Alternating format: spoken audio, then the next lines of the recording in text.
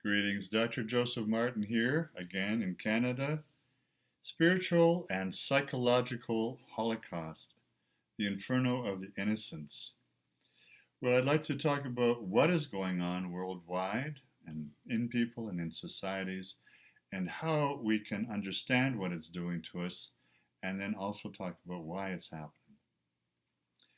Well, it's clear if anyone's been reading and listening to all the media news lately that in the last couple of years, as in all times on this planet, there are a lot of challenges, and there's more of a social fracturing and a takeover by people who seem to be be called the 1% elite, if you like, and destroying the welfare and the well being of the 99% people.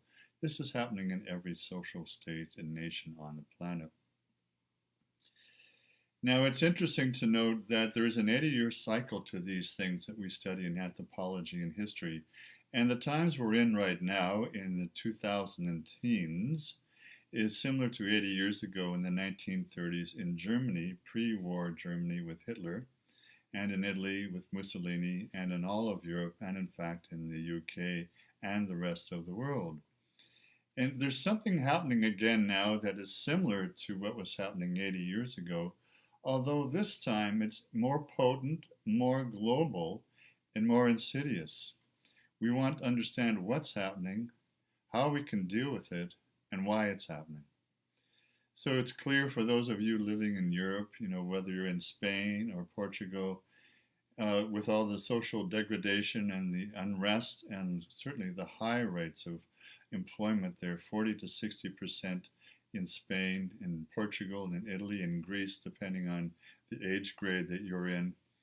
And interestingly enough, just a few centuries ago, kings and queens used to rule Spain and Portugal and other nations in Europe. And now there's nothing left at all. There's nothing but social unrest and despair and economic challenges and political challenges. We have the Arab Spring that's still fomenting all over the world, in the Arab world, and people are losing their freedoms and their rights there as well. Women, children, elderly, and anyone who seems to be spin doctored and claimed to be a rebel when in fact they're perhaps just freedom fighters, as we all can be and need to be here on this planet at all times. And in the Ukraine and other places adjacent to Russia, where there are other countries and peoples who are just simply fighting for the freedom, it's come to all out fighting, and people, of course, need the only way you can ever gain your freedom is through fighting. However, the best ways that have been proven to be most successful, as Mandela and Gandhi have shown, is through non-violent communication and confrontation in a way that's sustained and patient and interactive with the powers that be. And this would be the suggestion here. Now, the fact is that this has been going on for a long time, and people try to take away freedoms at all the times on the planet. Back in the time when Jesus was born, King Herod, the king of Judea, he sent out an edict to all his soldiers to kill all the children in Bethlehem under the age of 2 because he felt intuitively that there was some kind of a challenge. And this is why I've chosen this title, The Inferno of the Innocence. There are many great medieval Renaissance paintings of this particular catastrophe, when all the young babies, the male boys under the age of 2, were killed in Bethlehem. With the insight of Joseph and Mary, of course, they took Jesus away to Egypt. What's happening to the people on the planet, it's like a slow cooker. People don't notice they're losing their freedoms. They don't notice that they're being told a pack of lies. It's like a slow cooker.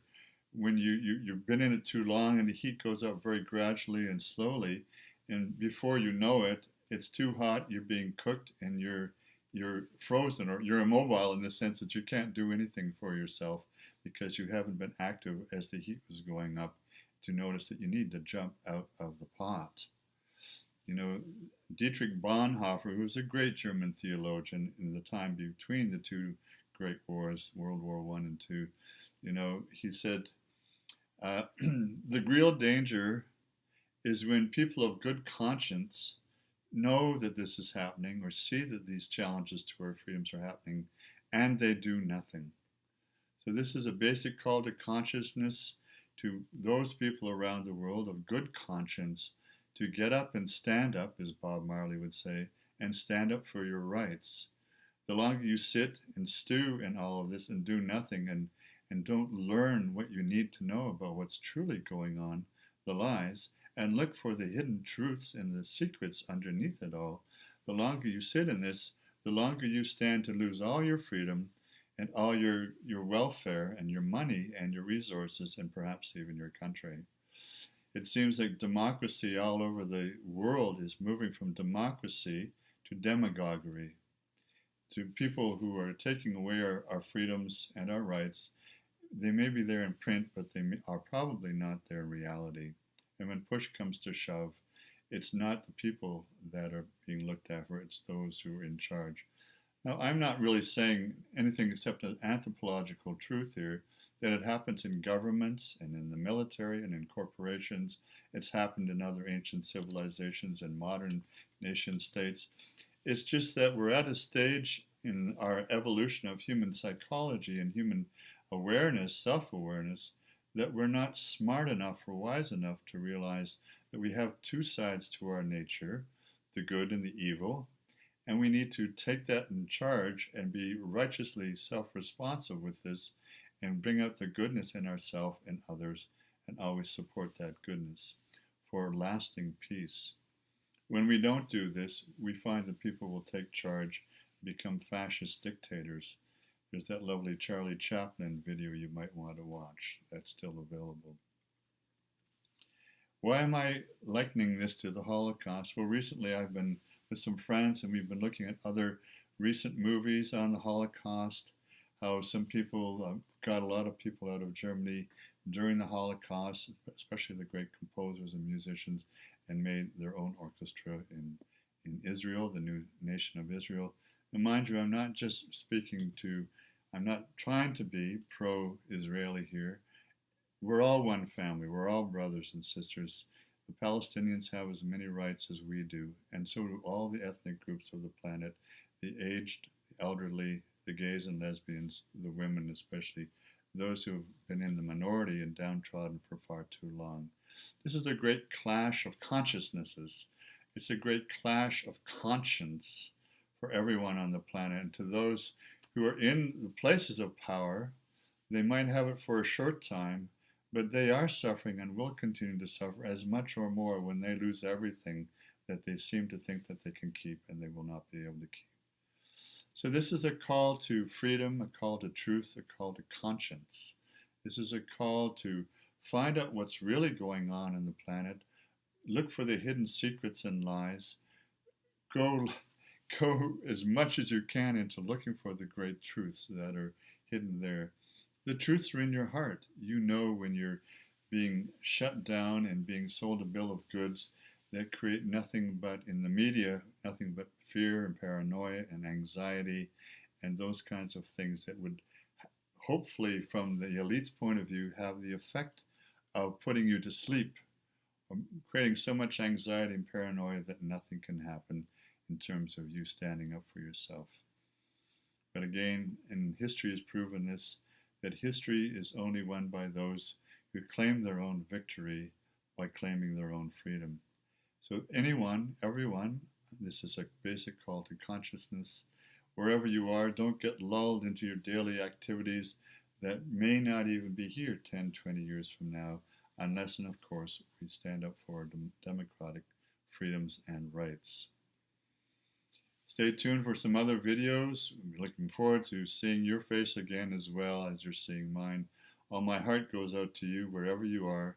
Remember, only you can make the choices that will make the change to create the personal freedoms and finding the truth for yourself and being the love you are and sharing that. The most powerful power in the universe is the great force of love. It's a cosmic force. It's actually a human force. And when you open your heart and become vulnerable and listen to it and express this power of love that you are, you can move mountains. As a spiritual master once said, there's more power in one person opening their heart to the full power of love than in 100 million atomic bombs going off at the same time. It's love that moves mountains, opens hearts, changes the world, and will bring in this new global civilization that we're all yearning and working towards. All my love and peace, Joseph Martin Scanagoa. Peace is great. We are all indigenous to the planet, so take charge.